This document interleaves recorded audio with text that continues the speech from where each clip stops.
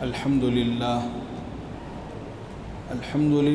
نحمده ونستعينه ونستغفره ونؤمن به ونتوكل عليه ونعوذ بالله من شرور أنفسنا ومن سيئات أعمالنا ونعوذ بالله من شرور أنفسنا ومن سيئات أعمالنا ونعوذ بالله من شرور أنفسنا ومن سيئات أعمالنا من يهده الله فلا مضل له ومن يضلله فلا هادي له ونشهد أن لا إله إلا الله وحده لا شريك له ونشهد أن سيدنا ومولانا محمدًا عبده ورسوله أما بعد فقد قال الله تبارك وتعالى في القرآن المجيد والفرقان الحميد فأعوذ بالله من الشيطان الرجيم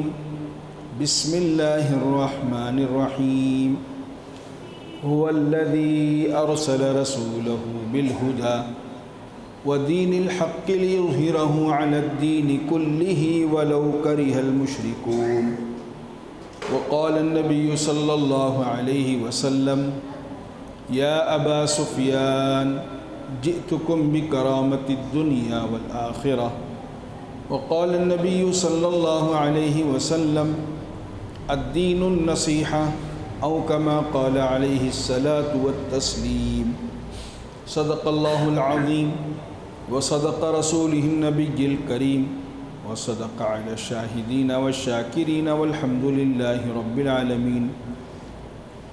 تمام تعریفیں اس اللہ کے لیے ہیں جس نے ساری کائنات کو اپنے دست قدرت سے پیدا فرمایا۔ کروڑوں درود و سلام ہو ہمارے آقا مولا حضرت محمد الرسول اللہ صلی اللہ علیہ وسلم پر، جن کے صدقے طفیل سے اللہ نے ساری کائنات کو وجود بخشا ہے۔ بزرگان محترم، ایمان اور عقیدہ یہ بنیادی چیز ہے،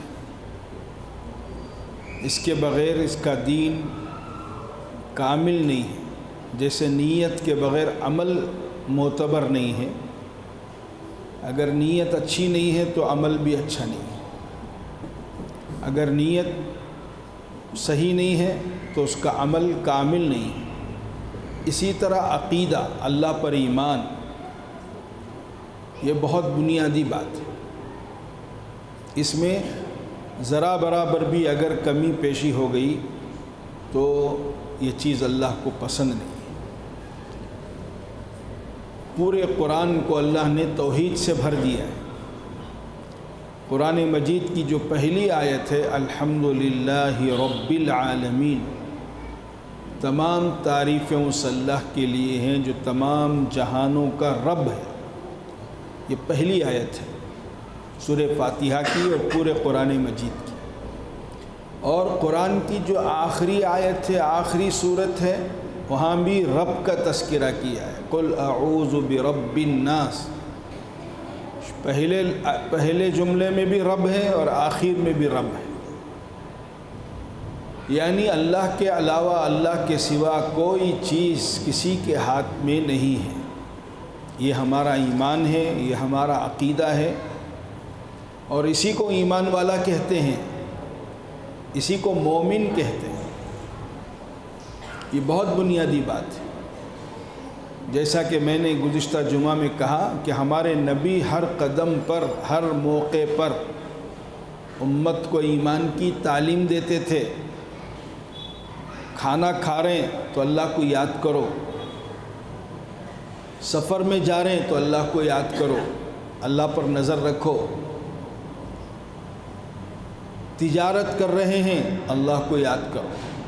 قرآن مجید میں ایسے لوگوں کو جو تاجر ہیں، تجارت میں اللہ کو یاد رکھتے ہیں،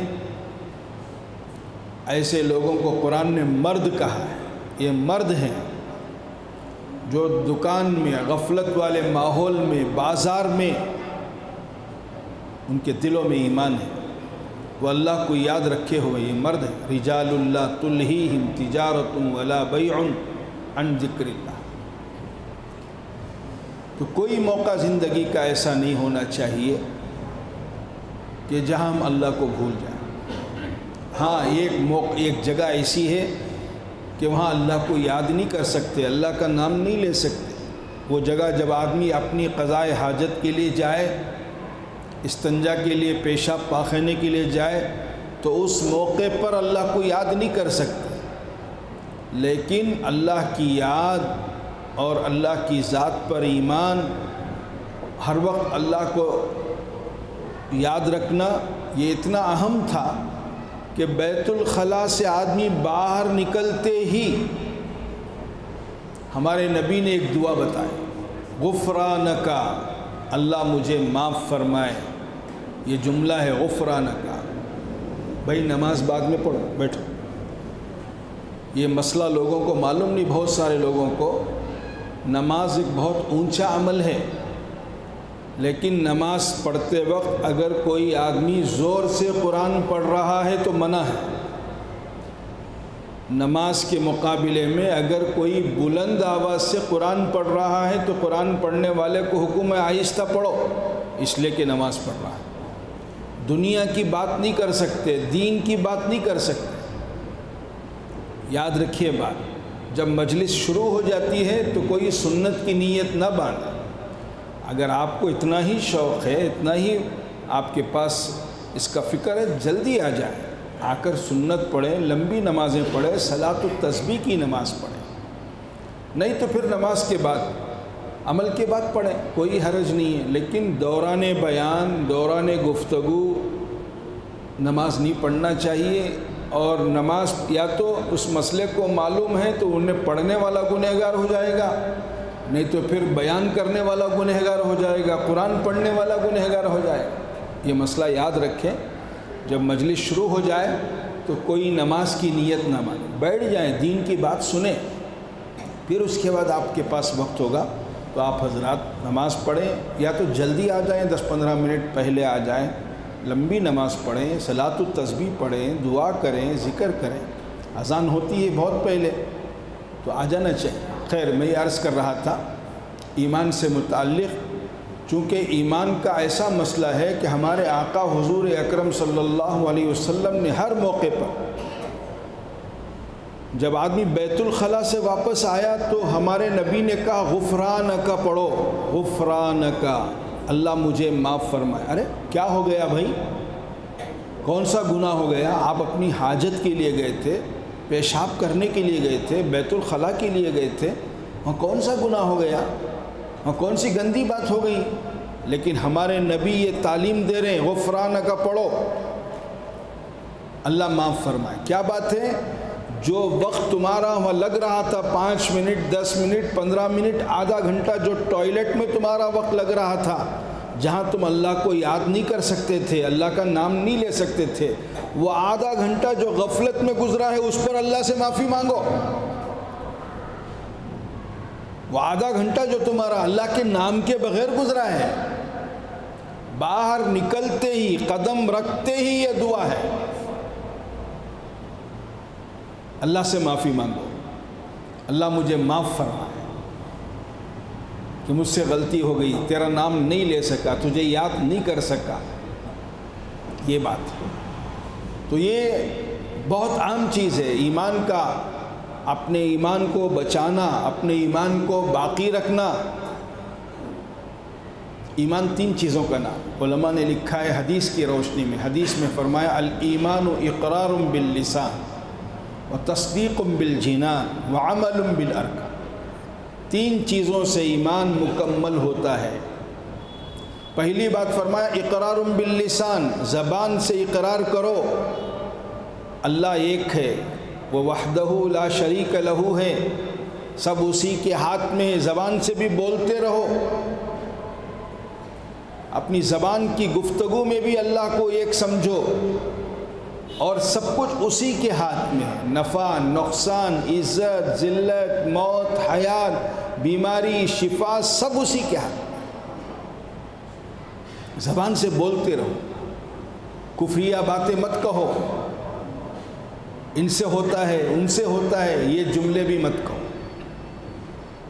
یہ پہلا درجہ ہے یہ پہلی سیڑھی ہے، اقرار باللسان، زبان سے اقرار کو کرنے والی ذات اللہ کی ہے۔ وہ ہر چیز پر قادر ہے، وہ ہر چیز پر قدرت رکھتا ہے، نفع نقصان کا مالک وہی ہے، عزت ذلت کا مالک وہی ہے۔ بعض لوگ زبان سے بولتے ہیں لیکن دل تسلیم نہیں کرتا، تو ہمارے نبی نے فرمایا وَتَصْدِيقٌ بِالْجِنَانِ، دل سے بھی تصدیق کرو، یقین رکھو، صرف زبان کے بول کافی نہیں ہے۔ زبان کے بول تو مشرک بھی بول لیتا ہے، کافر بھی بول لیتا ہے زبان سے، حالانکہ وہ دوسرے بتوں کو پوجا کرتے ہیں دوسروں کی، لیکن ان سے پوچھو کہ موت کون دیتا ہے؟ بھگوان، اوپر ہاتھ اٹھا کر بولتا ہے۔ بارش کون دیتا ہے؟ اس کی نظر اللہ کی طرف جائے۔ مشرک ہے، کافر ہے، لیکن وہ اپنے زبان سے کہتا ہے کہ یہ سب کام تو بھگوان کرتا ہے، اللہ کرتا ہے، اسے بھی معلوم ہے۔ تو مطلب یہ ہے کہ زبان کے بول کے ساتھ دل بھی اس کی تصدیق کرے، دل گواہی دے، دل گواہی دے۔ سب کچھ اللہ کے ہاتھ میں ہے، میرا دل بھی تصدیق کر رہا ہے، کسی کے ہاتھ میں کچھ نہیں، ہمارے دل میں یقین ہو اس کا، کہ کائنات کا ذرہ ذرہ اللہ کا محتاج ہے اور اللہ کسی کے محتاج نہیں ہے۔ آج میں بات کر رہا ہوں، یہ زبان چل رہی ہے، یہ زبان کا کنٹرول بھی اللہ کے ہاتھ میں ہے۔ ایک عجیب و غریب قصہ مجھے یاد آیا۔ حضرت موسیٰ علیہ السلام کے پیدا ہونے سے پہلے فرعون نے اعلان کیا، چونکہ فرعون کو ایک نجومی نے خبر دے دی، ایک جادوگر نے بتا دیا کہ بنی اسرائیل میں ایک لڑکا پیدا ہونے والا ہے، وہ لڑکا بڑا ہوگا، تیری تخت کو، تیری بادشاہت کو ختم کر دے گا۔ اب یہ پہلے اس طرح کے جو بادشاہ ہوتے تھے، عقل بہت کم ہوتی تھی اور جو وہ بولتے تھے وہی کرتے تھے، کسی کی سنتے نہیں تھے۔ مرغے کی ایک ٹانگ کا تو ایک ہی چک ٹانگ بولنا تھا، انہیں بول ڈالا تو ایک ٹانگ کا تو ایک ہی چک ٹانگ، حالانکہ دو ہے تو بھی ایک بولنا تھا، نہیں تو گردن اڑ جاتی تھی۔ اب کسی نے خبر دے دی اس کو، ایک نجومی نے، کہ بنی اسرائیل میں ایک لڑکا پیدا ہوگا، وہ لڑکا جو ہے تیری بادشاہت کو ختم کر دے گا۔ یہ خبر سننے کے بعد اعلان کر دیا اس بے وقوف نے، فرعون نے، پولیس کو لگا دیا، بنی اسرائیل کے گھر گھر کی تلاشی لیتے رہو، CID لگا دی اس نے، انٹیلیجنس لگا دی، پولیس کو لگا دیا، اور یہ اعلان کیا جس کے گھر میں لڑکا پیدا ہو اس کو ذبح کر دو۔ ایک بچے کی تلاش میں، ایک روایت میں ہے 70,000 بچوں کو ذبح کرایا ہے، ایک بچے کی تلاش۔ لڑکی پیدا ہو تو چھوڑ دو، لڑکا پیدا ہو تو ذبح کر دو۔ ماں کے سامنے ذبح ہو جاتا تھا بچہ، ایسا حال تھا، چونکہ اسے ڈر تھا، کسی نے خبر دے دی کہ ایک بچہ پیدا ہوگا، وہ بڑا ہوگا تو تیری بادشاہت کو خطرہ ہے، وہ تجھے ختم کر دے گا۔ تو یہ موسیٰ کی تلاش میں ہزاروں بچوں کو ذبح کرایا، لیکن اللہ کی قدرت ہے، اسی کو اللہ کہتے ہیں، جسے خدا رکھے اسے کون چکھے۔ جس کو اللہ رکھنا چاہتے ہیں، دنیا کی کوئی طاقت اسے بگاڑنا نہیں چاہتی۔ اب ایسا ظالم، ہر بچے کے پیدا ہونے پر ذبح کا اعلان تھا۔ اچھا، دوسرا اعلان یہ تھا کہ اگر کسی کے گھر میں بچہ پیدا ہو جائے، ہماری پولیس وہاں نہیں پہنچی ہے، اس کی خبر دینے والے کو انعام بھی تھا، جو اس کا انفارمیشن دے گا کہ فلاں کے گھر میں لڑکا پیدا ہوا ہے، اس کو ہم انعام بھی دیں گے۔ اس طرح لوگوں کو بھی CID بنا دیا اس نے، جیسے آج کل ہوتا ہے، ہمارے 4 کے درمیان میں 5واں کوئی خبر دینے والا ہوتا ہے۔ تو یہ اعلان بھی تھا، لوگ چوکنا تھے، پریشانی تھی، خصوصاً وہ مائیں جن کے پیٹ میں حمل ہوتا تھا، وہ تو بہت پریشان رہتی تھی، یا اللہ کیا ہوگا، لڑکا ہوا تو گیا، میری آنکھوں کے سامنے میرے بچے کو ذبح کیا جاتا ہے۔ اللہ کا کرنا حضرت موسیٰ علیہ السلام کی والدہ بھی امید سے تھی، حضرت موسیٰ علیہ السلام کی ماں حمل سے تھی۔ جب حمل پورا ہو گیا، امید پوری ہو گئی، حضرت موسیٰ کی والدہ نے جنا تو موسیٰ علیہ السلام بیٹا، اب ان کو خوف لگ گیا اب کیا ہوگا، اگر کوئی خبر کر دے تو کیا ہوگا۔ تو اللہ نے قرآن مجید میں اس منظر کو بیان کیا، میں نے موسیٰ کے والدہ کے دل میں، ان کی ماں کے دل میں یہ الہام کیا، اس بچے کو سمندر میں ڈال، حفاظت کرنے والے ہم ہیں۔ ایک موت کے منہ سے بچا کر دوسرا موت کا منہ ہے سمندر، کیا ہے وہ بھی شیرخوار بچہ، پیدا ہونے والا بچہ کیا کر سکتا ہے، وہ کہاں سے تیر سکتا ہے۔ لیکن چونکہ ماں کی مامتا مشہور ہے تو ماں کو تو دل میں بار بار بات آ رہی تھی کہ سمندر میں ڈال دیا، لیکن کیسے ڈالوں۔ تو ان کا ایک رشتہ دار تھا کارپینٹر، اس کو بلایا موسیٰ علیہ السلام کی ماں نے، کہا دیکھو ایک راز کی بات ہے، میرے گھر میں لڑکا پیدا ہوا ہے، اسے میں سمندر میں ڈالنا چاہتی ہوں تاکہ وہ بچ جائے، اللہ اس کو بچا لے۔ ایک ایسا تم گہوارہ بناؤ جس میں میرے بچے کو رکھتی ہوں اور وہ گہوارہ سمندر میں چلے، پانی اندر نہ آئے، بچے کی سانس باہر جائے، ایسے انداز سے گہوارہ بناؤ۔ وہ تیار ہو گیا، اس کو بہت زیادہ انعام کی بات تھی، میں زیادہ مزدوری دیتی ہوں تم نے، وہ تیار ہو، لیکن اس کے دل میں لالچ تھا فرعون کے اعلان کا، اگر کسی کے گھر میں بچے کی پیدائش کی خبر ہو تو کون خبر دیتا کہ اس کو انعام۔ اب یہ لالچ میں اس کی نیت بدل گئی، بجائے یہ کام کرنے کے یہ سیدھا فرعون کے دربار میں پہنچا۔ وہ فرعون تھا، وہ اس وقت کا سپر پاور تھا، وہ بہت طاقتور بادشاہ تھا۔ جیسے ہی اس کے محل کے قریب پہنچا وہ کارپینٹر، تو درباریوں نے دیکھا، سیکیورٹی نے دیکھا کہ کوئی اجنبی آدمی آ رہا ہے۔ اب وہ قریب گیا، جیسے ہی آمنا سامنا ہوا، وہ سنانا چاہ رہا تھا کہ موسیٰ کے گھر میں، موسیٰ کی ماں کا نام لے کر کہا کہ اس کے گھر میں لڑکا پیدا ہو گیا ہے، یہ سنانے کے لیے زبان سے بولنا شروع کیا۔ اللہ کی قدرت، اللہ کی شان بہت عجیب ہے، اللہ کی قدرت، اللہ نے فوراً اس کی بولنے کی طاقت کو چھین لیا، وہ گونگا ہو گیا، مکہ ہو گیا۔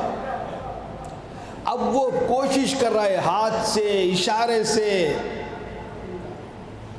اپنی بات کو ادا، جیسا ایک مکہ گونگا اشارے کرتا ہے ایسا وہ اشارے کرنے لگا۔ اچانک زبان بند ہو گئی۔ اب وہ جو سیکیورٹی تھی، درباری تھے، یہ کوئی دیوانہ پاگل ہے بول کر ہاتھ میں لکڑی ڈنڈا کیا تھا لے کر خوب پٹائی کی اس کی، بھگایا اس کو۔ جیسے ہی وہ وہاں سے ہٹا، کچھ دور کے فاصلے پر گیا، زبان پھر چالو ہو گئی، آواز آنے لگی۔ تو یہ بیوقوف سمجھا کہ شاید لالچ کی خوشی میں میری زبان بند ہو گئی ہے، پھر دوبارہ جا، پھر گیا۔ اب وہ سیکیورٹی دیکھ رہی تھی، یہ دیوانہ پہلے بھی آیا پھر بھی آیا ہے، اس کا دماغ خراب ہے، کچھ شرارت ہے اس کے اندر۔ وہ قریب گئے، بات کر رہا تھا، زبان سے بول رہا تھا، لیکن جیسے ہی آمنا سامنا ہوا وہ سیکیورٹی کا، درباریوں کا قریب گیا تو اللہ پھر زبان کو چھین لیا۔ اب تو اور پٹائی ہوئی، اتنی پٹائی ہوئی، وہ کہنے لگا کہ اب وہ سمجھا کہ یہ اللہ کا فیصلہ ہے، اگر اس طرح میں اس راز کو فاش کروں گا تو میری خیر نہیں۔ پھر اس نے وہ صندوق بنایا جس میں ایسے انداز سے ڈیزائن کیا اس صندوق کو پانی اندر نہ آئے اور سانس بچے کی بات۔ یہ ہے اللہ، ایسی قدرت والے ہیں، وہ جب چاہیں جس کو چاہیں اور جیسے چاہیں وہ کر سکتے ہیں۔ کسی بولتے ہوئے کی زبان کو چھیننا اللہ کے لیے مشکل نہیں ہے، کسی دیکھتے ہوئے کی آنکھ کو چھین لینا اللہ کے لیے مشکل نہیں ہے۔ کتنے لوگ ہیں جو رات کو سوئے صبح کو اندھے، آنکھوں کی بینائی چلی گئی۔ تو یہ ایمان، دل سے تصدیق، ہمارا دل بھی یہ بولے کہ کرنے والے اللہ ہیں، ہم اسی پر ایمان لائے ہیں۔ زبان سے تو بول رہا ہے لیکن دل نہیں مان رہا ہے، دل میں شک ہے، ڈاؤٹ ہے، اللہ پر بھروسہ نہیں ہے، اس کا عقیدہ درست نہیں ہے، وہ مخلوق کو بھی معبود سمجھتا ہے، دنیا والوں کو بھی اللہ کا درجہ دیتا ہے، یہ چیز اللہ کو پسند ہے۔ دو چیزیں ایسی ہیں قرآن مجید میں، ایک رب اللہ کو کہتے ہیں، رب العالمین، رب الناس، انسانوں کا رب، پورے عالم کا رب۔ یہ جو رب ہے یہ اتنا وزنی لفظ ہے، اس میں اللہ کسی کی شرکت کو پسند نہیں کرتا رب میں۔ اسی طرح ایک جملہ ہے انسانوں سے متعلق، وہ ابا کہتے ہیں، اب باپ کو کہتے ہیں، اب کا لفظ قرآن میں ہے، رب کا لفظ بھی قرآن میں ہے، اب کا لفظ بھی قرآن میں ہے۔ انسانوں سے متعلق اب جو باپ کو کہتے ہیں، ابا، ابو، یہ بھی اتنا وزنی لفظ ہے، کوئی باپ کسی کی شرکت کو پسند نہیں کرتا۔ کوئی بچہ یہ کہے یہ بھی میرے باپ ہیں، یہ بھی میرا باپ ہیں، اگر یہ جملہ بول دے، ایسا نہیں ہو سکتا، ایسا نہیں ہو سکتا۔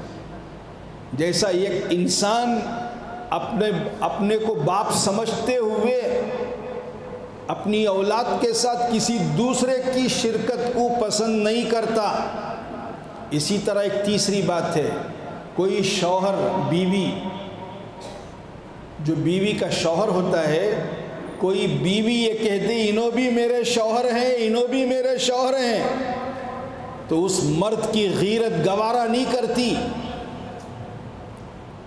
میرے ہوتے ہوئے کسی دوسرے مرد پر نظر رکھتی ہے، وہ طلاق دے دیتا ہے۔ ایک انسان اپنے ہوتے ہوئے کسی دوسرے کی شرکت کو گوارا نہیں کر سکتا، وہ اللہ ہیں، وہ کیسے گوارا کر سکتا ہے؟ اسی لیے قرآن میں اللہ نے فرمایا، ان اللہ لا یغفر ان یشرک بہ ویغفر ما دون ذلک لمن یشاء، میں ہر گناہ کو معاف کر سکتا ہوں لیکن شرک کے گناہ کو معاف نہیں کروں۔ میرے ساتھ کسی کو کوئی آدمی اللہ ٹھہراتا ہے، معبود ٹھہراتا ہے، میں اس گناہ کو معاف نہیں کروں۔ سب گناہ معاف ہے لیکن شرک کے گناہ کو اللہ معاف نہیں کرتا۔ تو ایمان کا دوسرا جو سٹیپ ہے، ایک ہے زبان سے اقرار کرو، قدم قدم پر بولو سب اللہ کرنے والے ہیں، اللہ ہی کرتے ہیں، میں ہی کر کو بولو نہ کو، اللہ کے فضل سے ہوا، اللہ کی توفیق سے، یہ جملہ ایڈ کر لو، کیا ہو گیا؟ دکھنے میں تو آپ ہی کیے ہیں، لیکن اگر اللہ کی توفیق نہیں ملتی، اگر اللہ طاقت کو چھین لیتے، ایک بول بھی آپ زبان سے نہیں ادا کر سکتے، آپ کا قدم نہیں اٹھ سکتا۔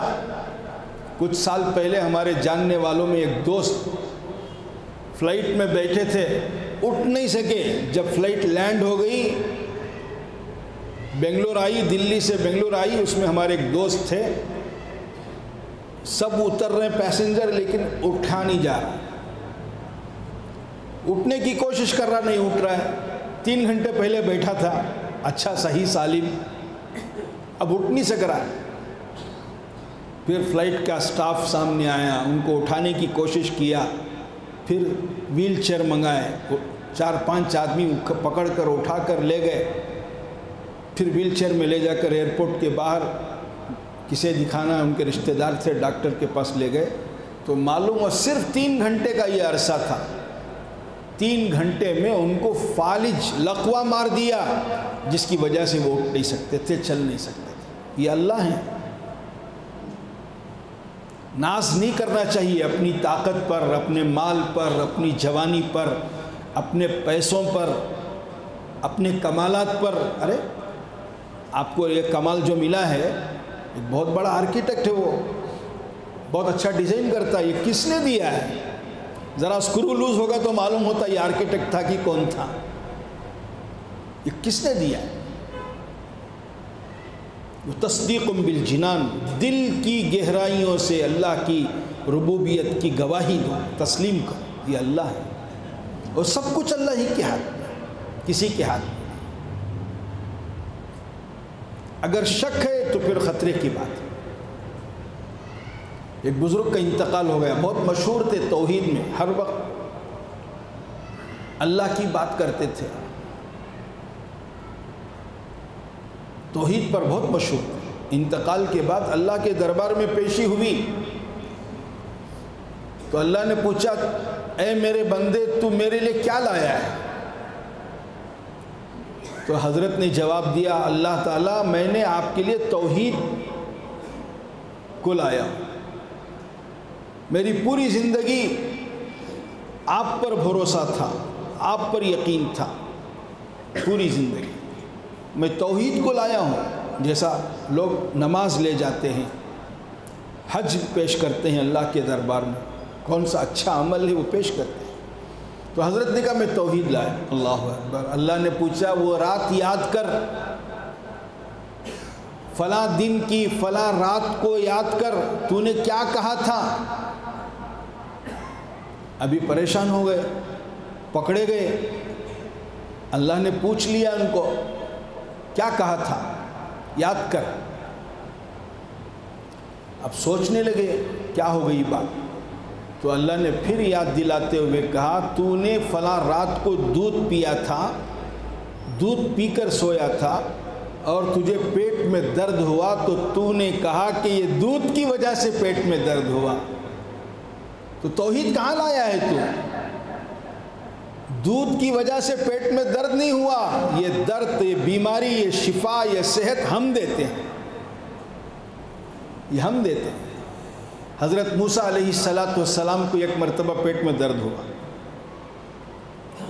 تو حضرت موسیٰ اللہ سے دعا کی، چونکہ بیماری بھی اللہ دیتے ہیں، قرآن میں اللہ فرماتے ہیں وَإِذَا مَرِضْتُ فَهُوَ يَشْفِينِ، بیماری بھی اللہ دیتے ہیں، شفا بھی اللہ دیتے ہیں۔ تو حضرت موسیٰ نے دعا مانگی تو حضرت موسیٰ کو اللہ نے حکم دیا، وہی بھیجی، جاؤ فلاں جنگل میں ایک قسم کا درخت ہے، اس درخت کا پتا توڑ کر اس کو کھاؤ۔ طبیعت اچھی ہو گئی، ایک زمانہ گزر گیا، پھر پیٹ میں درد آیا۔ اب موسیٰ علیہ السلام کو وہ دوا معلوم تھی، وہ جگہ معلوم تھی، وہ درخت معلوم تھا، اب اللہ سے دعا نہیں کی، نبی ہیں، پیغمبر ہیں، ہر چیز اللہ سے پوچھتے ہیں۔ حضرت موسیٰ تو بہت مشہور تھے، کلیم اللہ ان کا لقب ہے، اللہ سے کلام کرتے تھے، بات کرتے تھے۔ تو حضرت موسیٰ علیہ السلام وہ درخت، وہ جنگل میں پہنچ کر وہ درخت کو توڑا، اس کا رس نکال کر پیا جیسے اس سے پہلے پیا تھا۔ اب پینے کے بعد درد نہیں گیا، تکلیف دور نہیں ہوئی، پھر اللہ کے دربار میں ہاتھ اٹھائے، کہنے لگے اے باری تعالیٰ، اس سے پہلے بھی یہ تکلیف تھی، آپ کا حکم تھا کہ وہ درخت کو توڑ کر، اس کا پتا توڑ کر، اس کا رس نکال کر پئیں، تو پینے سے اچھا ہو گیا، اب وہی کام میں نے کیا۔ اللہ اکبر۔ حضرت موسیٰ کو اللہ نے جواب میں کہا، اے موسیٰ، کیا یہ تو سمجھتا ہے وہ پتے میں شفا ہے؟ میرے حکم میں، میں حکم دیتا ہوں تو پتے میں تجھے شفا ملی تھی، اب میرا حکم نہیں ہے تو تجھے کہاں سے شفا ملی؟ دیکھیے، اس کو ایمان کہتے ہیں، اور یہ ہر مومن کے اندر یہ چیز پیدا ہونا چاہیے۔ عقیدہ درست رکھو، کسی سے کچھ نہیں ہوتا، کرنے والی ذات اللہ کی، ہر چیز اسی کے قبضے میں۔ تو ایمان کے 3 باتیں میں نے بتائی۔ پہلی بات، الایمان اقرار باللسان، زبان سے بھی بولتے رہو، اللہ کے فضل سے ہوا، اللہ کی توفیق سے ہوا، اللہ کے کرم سے ہوا، میں ضرور آ جا تو نکو بولو، انشاءاللہ میں آتا، اللہ نے چاہا تو میں آؤں، اللہ چاہا تو میں جاؤں۔ اللہ کو شامل کر لو ہمارے ہر کام میں، ہر کام میں اللہ کو شامل کر، ہمارے نبی فرماتے ہیں تمہارے جوتے کا تسمہ ٹوٹ جائے، لیس، تسمہ ڈوری کو بولتے ہیں، حضور فرما رہے ہیں تمہارے جوتے کا تسمہ ٹوٹ جائے، حالانکہ بہت چھوٹی چیز ہے، بہت چھوٹی چیز ہے اور بہت کم قیمت ہے اس کی، جوتے کی لیس کیا قیمت ہے اس کی، کتنی کم قیمت ہے، لیکن اس کے بارے میں بھی ہمارے نبی فرماتے اللہ سے مانگو۔ بازار میں وہ چیز ملتی ہے، جیب میں پیسہ ہے، جیب میں پیسہ ہے، بازار میں وہ چیز ملتی ہے، لیکن اس کے باوجود اللہ کو شامل کرو، اللہ سے مانگ کر جاؤ۔ ہو سکتا ہے وہ چیز تمہیں مل جائے، ہو سکتا ہے وہ چیز تمہیں نہ ملے، اللہ سے مانگ کر جاؤ۔ مجھے ایک لطیفہ یاد آیا، ایک بزرگ راستے میں جا رہے تھے، ایک صاحب ملاقات ہوئی، حضرت سلام کر کے پوچھنے لگے بھائی کہاں جا رہے ہیں؟ تو اس نے کہا ایک نیا بہترین گھوڑا خریدنے کے لیے جا رہا ہوں۔ حضرت تھے، اللہ والے تھے، ان کی نظر اللہ پر ہوتی ہے، تو انہوں نے کہا کہ اللہ کا شکر ہے الحمدللہ، انشاءاللہ بولو، انشاءاللہ بولو، اللہ نے چاہا تو آپ گھوڑا خریدیں گے، اگر اللہ نہیں چاہا تو گھوڑا کہاں سے خریدیں گے؟ اب اسے مال کا غرور تھا، اپنے پیسوں کا غرور تھا، حضرت سے کہنے لگا حضرت جیب میں پیسے ہی، بازار میں گھوڑا ہے، انشاءاللہ بولنے کی کیا ضرورت ہے؟ جیب میں پیسے ہی، بازار میں گھوڑا ہے، اس میں انشاءاللہ بولنے کی کیا ضرورت ہے؟ اب ٹیڑھے دماغ کا آدمی تھا، حضرت خاموش وہاں سے نکل گئے۔ اب یہ گیا بازار سے گھوڑا خریدا، بہت خوبصورت گھوڑا، اچھے پیسے سے، اچھی قیمت والا گھوڑا خریدا، اس کو پیسے دیے۔ راستے میں آ رہا تھا گھوڑے پر بیٹھ کر، ایک آدمی ملا، مل کر بہت تعریف کرنے لگا، ایک اجنبی آدمی تھا، وہ کہنے لگا کیا خوبصورت گھوڑا ہے اور کتنے اچھے آپ نظر آ رہے ہیں اس گھوڑے پر، کیا خوبصورت گھوڑا ہے۔ باتوں میں یہ پوچھا کہ اس کی قیمت کیا ہے، تو اس نے بتایا کہ یہ قیمت پر میں نے لیا ہے۔ تو وہ سامنے والا آدمی کہنے لگا میں اس سے زیادہ پیسے دینے کے لیے تیار ہوں، چونکہ یہ گھوڑا بہت اچھا نظر آ رہا ہے، میرے دل کو بھا گیا ہے، کیا دو گے؟ اب وہ سوچا کہ اور بھی بازار میں گھوڑے تو تھے، گھوڑے ہیں، یہ نفع کی بات کر رہا ہے، چلو یہاں بزنس ہو جائے، پیسے تو ملیں گے نفع میں، پھر دوسرا گھوڑا بھی خریدیں گے، پیسے بھی نفع میں آئیں گے، جیسے بہت سارے تاجر ایسا کام کرتے ہیں۔ تو وہ جوش میں کہنے لگا ہاں ٹھیک ہے، معاملہ طے ہو گیا۔ تو اس نے کہا دیکھو میں پیسے دینے سے پہلے تھوڑا سا میں گھوڑے کو چیک کرنا چاہتا ہوں، یہ کتنا صحت مند ہے اور کتنا فاسٹ بھاگتا ہے۔ اب یہ نیچے اتریا، انہیں اوپر چڑھیا گھوڑے میں، اب بھگایا، ایک آدھا گھنٹہ گزریا، 1 گھنٹہ گزریا، 2 گھنٹے گزرے، 3 گھنٹے گزرے، نہ گھوڑا نہ آدمی۔ شام ہو گئی، آخر مایوس ہو گیا، شاید وہ چور تھا، ٹھگ تھا جس سے میں ٹھگ گیا۔ پھر وہ حضرت سے ملاقات ہوئی شام میں، تو حضرت پوچھے بھائی گھوڑا کیا ہوا؟ آپ گھوڑا خریدنے کے لیے گئے تھے۔ اب انہیں شروع کریا انشاءاللہ میں جالک تھا، انشاءاللہ میں بازار کو گیا، انشاءاللہ وہاں سے گھوڑا خریدیا، انشاءاللہ۔ حضرت بولے اتنا انشاءاللہ بولنے کی ضرورت نہیں تھی، ایک انشاءاللہ بولتا تو بچ جاتا تھا، تو وہ پہلے انشاءاللہ بول کو رہتا تو اتنے انشاءاللہ بولنے کی ضرورت نہیں تھی۔ ایسی ہی بات ہے، کوئی بھی کام کریں دل یہ تصدیق کرے کہ اللہ کی توفیق کے بغیر نہیں ہوگا، اللہ کی طاقت کے بغیر نہیں ہوگا۔ ارے ہم دوا بھی کھا رہے ہیں، نہ ڈاکٹر کے ہاتھ میں شفا ہے نہ گولی میں شفا ہے۔ ایک ہی بیمار ایک ہی ہاسپٹل میں ایڈمٹ ہوتے ہیں، دو بیمار، ایک قسم کی بیماری، کرونا کی بیماری، 2 پیشنٹ جا رہے ہیں اندر، ایک کا جنازہ باہر آ رہا، ایک اچھا ہو کو باہر آ رہا، اور ایک ہی ڈاکٹر کا ٹریٹمنٹ ہے، سیم دوا ہے، گولی سیم، دوا same, hospital same, doctor same, لیکن ایک کا جنازہ اور ایک زندہ واپس ہے۔ کیوں؟ یہ سب اللہ کے ہاتھ، اللہ کے ہاتھ، کسی کے ہاتھ۔ وتصدیق بالجنان، ہمارا دل گواہی دینے لگے کہ سب اللہ کے قبضے میں ہیں، کسی سے کچھ نہیں۔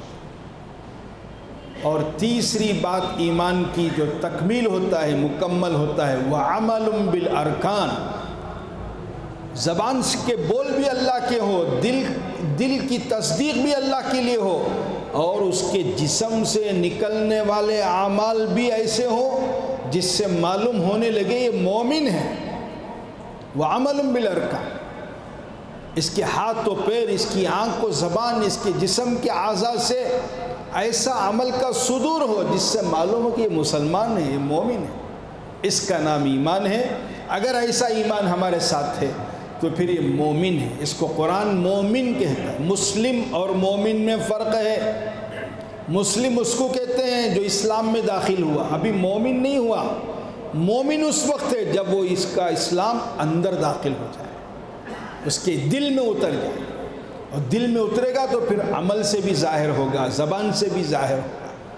وہ ایمان اندر نہیں آئے گا تو ابھی مومن نہیں ہے، مسلم ہے، مسلمان ہے۔ مسلمان اور ایمان والے میں بہت فرق ہے۔ تو اس لیے بھائیوں، ہمارے عقیدے کو خراب نہیں کر لینا چاہیے۔ خصوصاً سفر کا مہینہ آتا ہے تو بہت سارے لوگ اپنے باپ دادا کی بات پر چلے جاتے ہیں، اللہ اور اس کے رسول کو چھوڑ دیتے ہیں۔ بہت سارے رسم و رواج، بہت ساری الگ الگ چیزیں، شادیاں نہیں ہوتی، کئی کو تو سفر کا مہینہ، انا للہ، کیا بھائی کیوں بات؟ کوئی دکان کا افتتاح نہیں ہوتا، گھر میں پیسے دے ڈالے، ایڈوانس ہوگا، اگریمنٹ ہوگا، رجسٹر ہوگا، گھر فیملی شفٹ کرنا، کئی کو نہیں، ارے سفر کا مہینہ بھائی نکو، کیا ہے؟ اللہ پر بھروسہ نہیں ہے۔ بس سیدھی سیدھی بات ہے، نحوست ہمارے گناہوں کی وجہ سے ہے۔ نحوست مہینے میں نہیں، نحوست نہ دن میں ہے، نحوست نہ رات میں ہے۔